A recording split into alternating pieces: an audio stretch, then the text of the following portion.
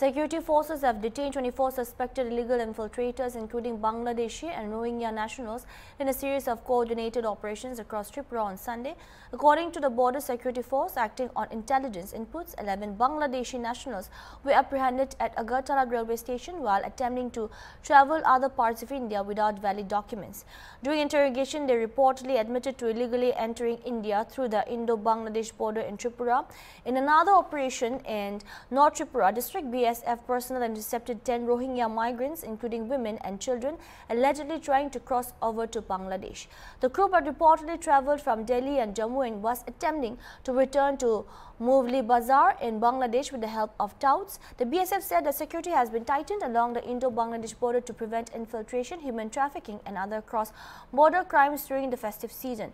All detainees have been handed over to the police for further legal actions. In a separate operation, Tripura police arrested 3 suspected Bangladeshi nationals from JAP, Jammuhani area in Kowai district. They were found moving suspiciously and Bangladeshi currency worth ₹4,000 was seized from them. However, one detainee, Hridoy Das, claimed that he is an Indian resident of Rani Bazar, and police say that the matter is under investigation.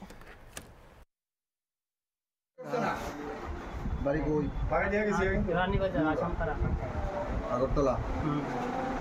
Police কে আনছে তুমি? Police এসে phone দেবে কি সুন্দর। বাংলাদেশ বাড়ি? না, আসাম পাড়া। রানী বাজার। বাংলাদেশি টাকা টুকা পাইছো তুমি? আমার কাছে আছে তো। কেমনে? আমি একবার গেছিলাম আছে। বাংলাদেশের টাকা। কই গেছো? কই আসতাম না, এই আসতাম।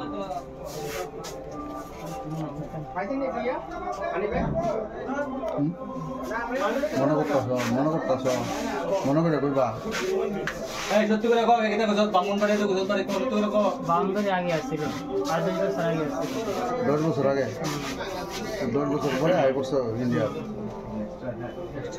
কাগজপত্র আছে তোমার? আছে। কিভাবে করছো কাগজপত্র?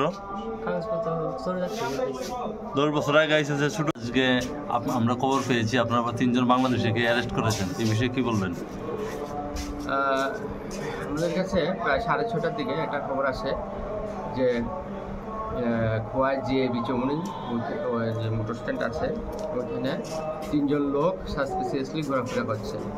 সেই খবরের ভিত্তিতে আমরা এবং আমাদের যে ডিআর পুলিশ আছে ওরা মিলে আমরা যাই এবং ওই যে 3 জন সাসপিসিয়াসলি ঘোরাফেরা করছিল যাদের নাম হৃদয় দাস, নিক্সন দাস এবং একজন মহিলা নিকিতা দাস।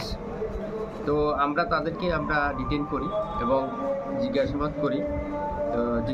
জিজ্ঞাসাবাদ এখনও চলছে।